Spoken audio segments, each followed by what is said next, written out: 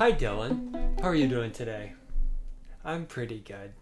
I have been home alone a few days now that Hannah and Lewis have been on a road trip to the grandparents up in South Dakota. So I have a little time to myself to make a video and I'm going to use it.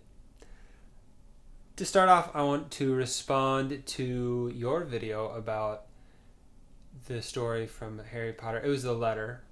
And it was basically about tyranny for the sake of the greater good. And I liked what you had to say. And it reminded me of a post from Gurwinder on Substack. I think I initially found him because maybe you follow him on Substack. Anyway, he's great. He's pretty popular as well. But his one from a little while ago, he said, history's greatest atrocities came not from people seeking to do evil, but from people seeking to do good and believing the ends justify the means. Ironically, few things legitimize the immoral treatment of others more than the belief that you are more moral than them. I thought that is pretty typical of Gurwinder. Little pithy aphorisms that make a lot of sense. Yeah, he's good at that. But I like him. Under his post, though, there are some even more quotes that are on topic, and I thought I would share them in the spirit of things. So from C.S. Lewis, we have, "Those who torment us for our own good will torment us without end, for they do so with the approval of their own conscience." That's from a longer quote, but that's what I thought was good. I mean, it's all good, but, anyway. And then from Camus, "The welfare of humanity is always the alibi of tyrants." Yeah, good food for thought. Good little nuggets in there. And I think you ended it with, "The road to hell is paved with good intentions." And sometimes I take umbrage with that phrase because I'm like, well, are we not supposed to have good intentions? Are we supposed to examine every good intention in case that they're covering up something more dark and insidious? And I think that's a wrong opinion, a wrong take for me to have had. Because when your good intentions are justifying improper means.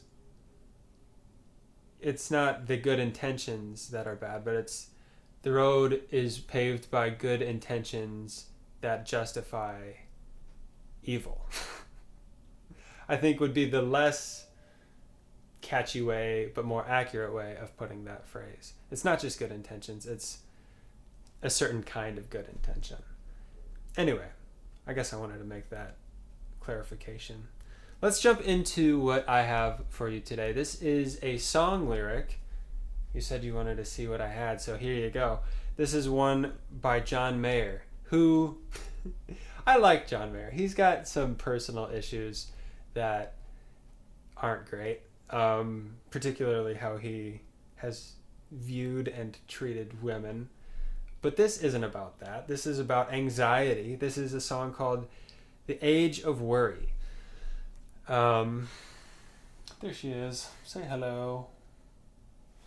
Anyway, "The Age of Worry" by John Mayer. I'll read it out for you and then we can go line by line, kind of like we have done with other things in the past. Okay, so it says, "Close your eyes and clone yourself. Build your heart an army to defend your innocence while you do everything wrong. Don't be scared to walk alone. Don't be scared to like it. There's no time that you must be home, so sleep where darkness falls. Alive in the age of worry, smile in the age of worry, go wild in the age of worry, and sing, 'Worry, why should I care?' No, your fight is not within, yours is with your time here. Dream your dreams, but don't pretend, be friends with what you are. Give your heart, then change your mind, you're allowed to do it, 'cause God knows it's been done to you, and somehow you got through it. Alive in the age of worry, rage in the age of worry, sing out in the age of worry, sing, 'Worry, why should I care?' Rage in the age of worry, act your age in the age of worry, and sing, 'Worry, get out of here.'" Okay. Yeah. I'm reminded of a time that my friends Christian and Alex and I sort of did a side-by-side comparison of this song and Taylor Swift's song. I don't remember the name of it, but it's something about everybody always seems like they're a sexy baby. I don't know if you know that one, but it was so fun to compare the try hard, empty lyricism of Taylor Swift compared with the actual meaningful and cogent lyricism of John Mayer in this song. So let's get into it. Close your eyes and clone yourself. Build your heart an army to defend your innocence while you do everything wrong. This song is all about kind of shrugging off anxiety and like having different ways of dealing with it. And I think this first way, close your eyes and clone yourself, is a more avoidant strategy. It's like closing your eyes, maybe shutting down your actual personality, cloning yourself, saying this version of me is what's going to have to deal with it.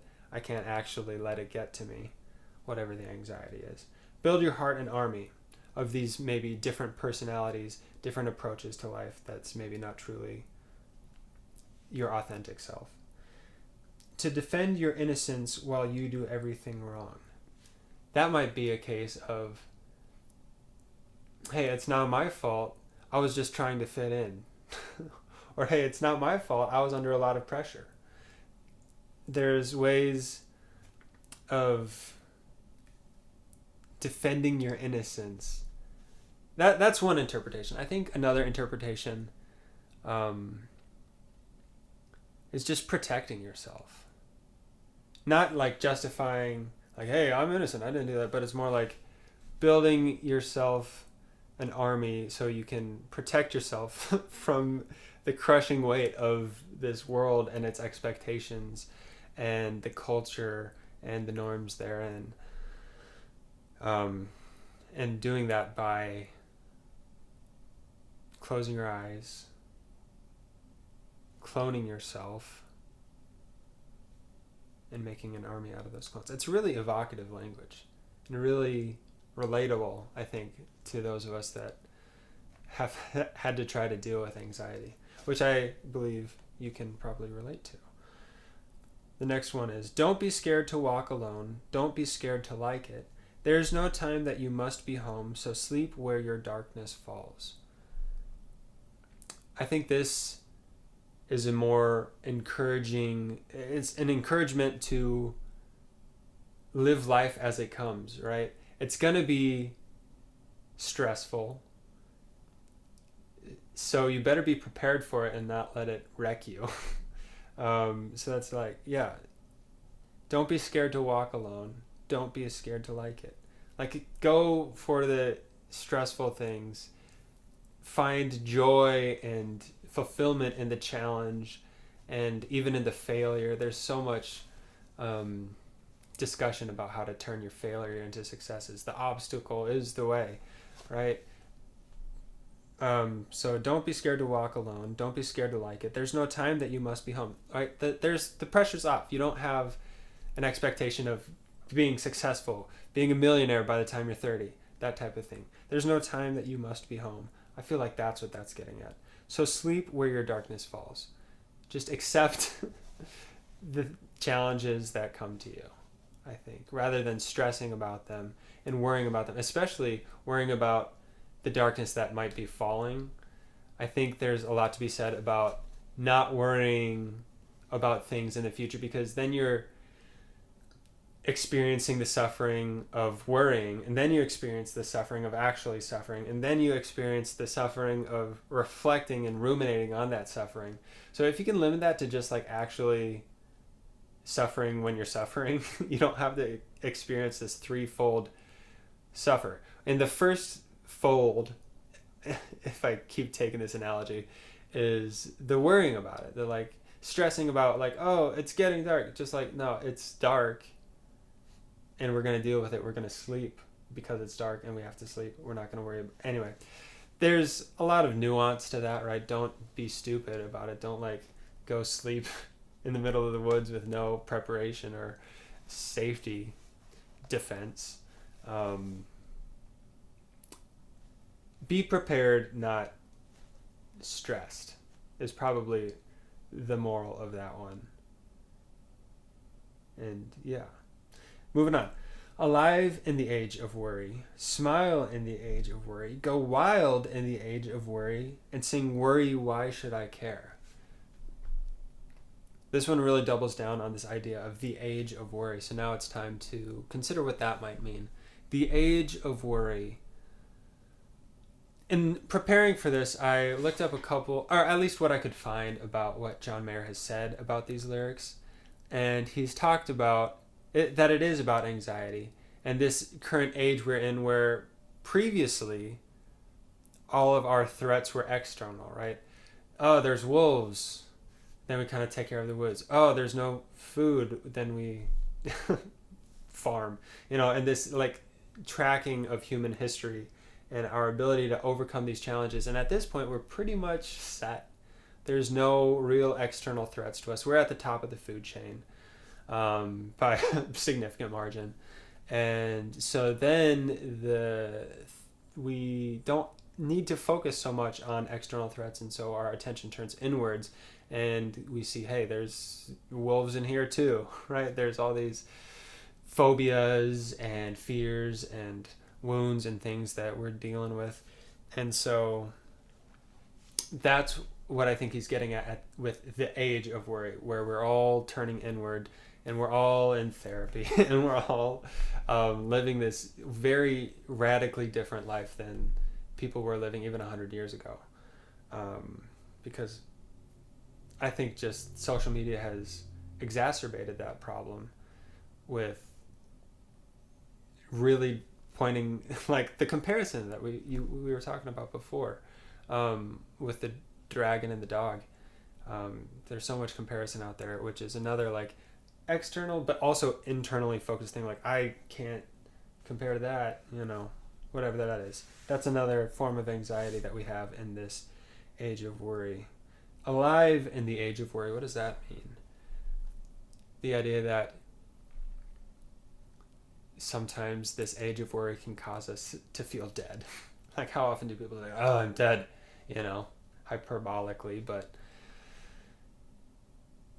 try to do what it takes to feel alive. What does that look like? I mean, it's kind of a different answer for most people, but it's worth considering and pursuing aliveness over happiness, over success, even as defined by culture. Usually you have to feel alive, and I think that has a lot to do with knowing your purpose in life and living towards that.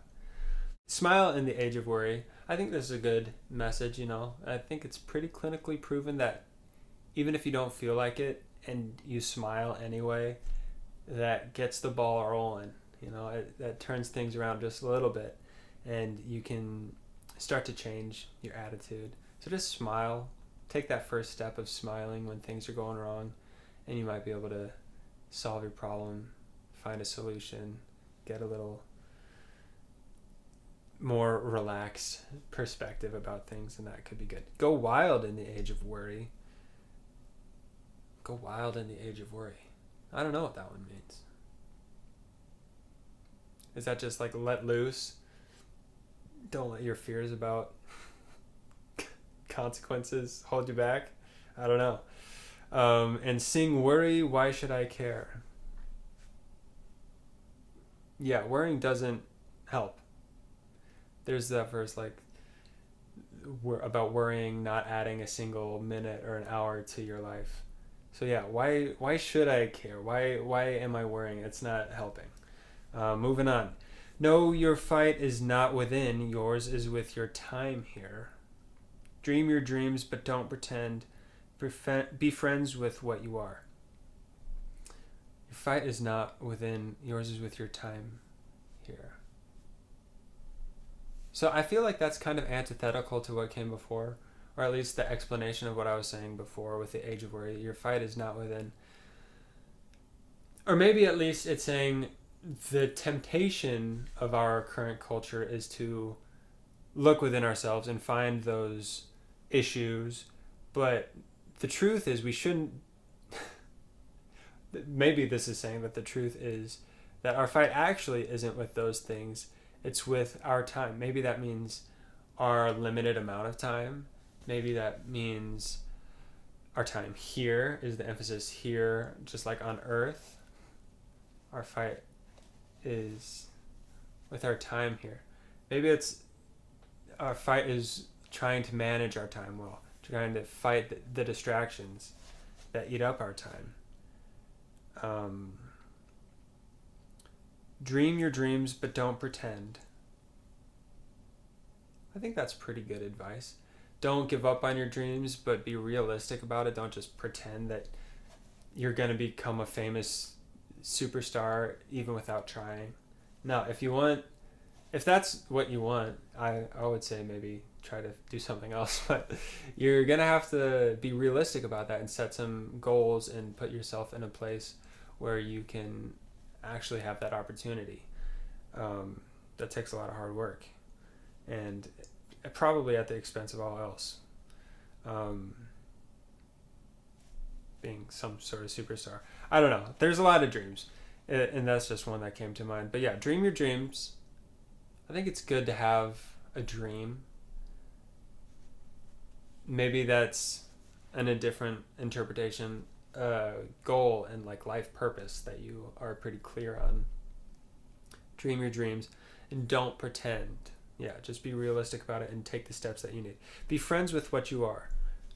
Yeah, I guess that to build on what came before, don't pretend you are something you're not. Don't be ashamed of who you are in terms of like the personality traits that you have. You can definitely be ashamed of the shameful things you do. I don't think that's what's being said here. Be friends with what you are, though. Yeah, don't try to be like the cool kids just because they're the cool kids. Be yourself, and that confidence will make you cool. That was the message I had to tell myself a lot in high school. You're allowed to do it, right? Wait, no, I skipped one. Give your heart and then change your mind. You're allowed to do it. So if you have one way of thinking and you are really giving yourself to it and examining it and living it and being like, wow, actually now that I'm in this, I should change my mind. I realized something I didn't know before. But I think there is a lot of pressure to be like, hey, you said that before. That's who you are. You can't change your mind now. Jump on the bandwagon or whatever. I think it's great to change your mind. I think that's a good thing. Because it shows that you're learning and considering things well. And if you're taking things seriously, you probably are going to change your mind from time to time. And I'm not saying change your mind back and forth and back and forth. I'm saying like, oh, changing it once, maybe twice. But yeah, being able to not be beholden so strictly to your past self is a good thing. Because God knows it's been done to you and somehow you got through it. I think this is maybe a little bit separated from the line before. It's not just God knows people have changed their mind about things dealing with you. I think that's kind of the it that you've gotten through is all of life with all of its crazinesses and all of its anxiety. And all the people with their issues too. You've been able to get through it though thus far.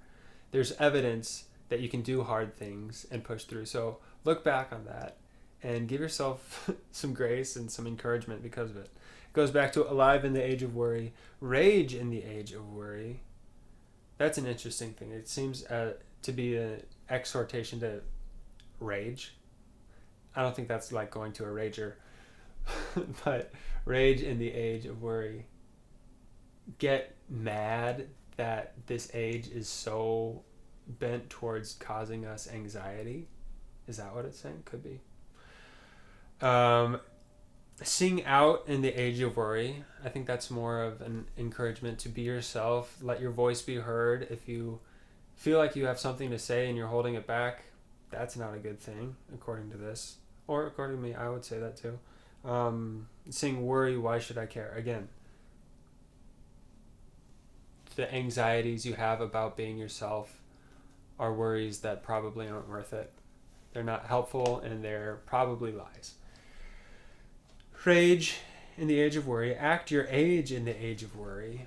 That's interesting. I think he wrote this as a fully grown adult, talking to other adults, maybe seeing some people in his life that are acting like little scared kids about certain things, right? There, you can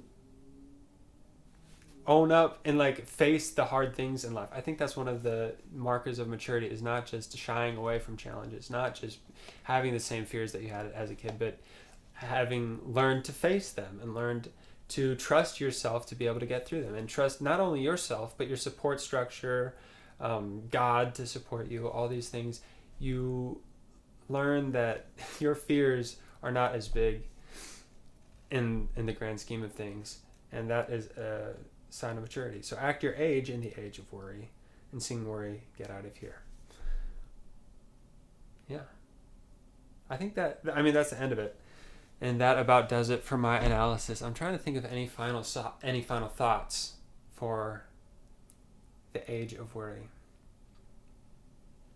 I think the main thing to take away from this is to understand that our culture and our society is one where a lot of people, I would probably say most people, are dealing with anxiety. So it's pretty fair to call this age the age of worry. There's been ages like this before. I'm thinking like, Cold War. That was a pretty good age of worry. But this is another age of worry, especially with politics. It's an election year. I think that is often an anxiety inducer for many people. So the takeaway is to acknowledge that, yes, this age is prone to cause us more anxiety. And being able to find strategies to deal with it in mature ways and meaningful ways is essential. And it's not hopeless. It could be like, I have all this anxiety, I'm just an anxious person. Don't give in to that excuse. You have opportunities out there. There's a lot of good treatments for it. I'm thinking CBT, cognitive behavioral, it's getting late. Cognitive behavioral therapy, for one, is pretty good with anxiety. And there's more. But yeah, if you need help, find some help. And yeah, don't give up. That's maybe what I would have to say to close this out. I look forward to seeing your response, and yeah, talk to you soon. Thank you.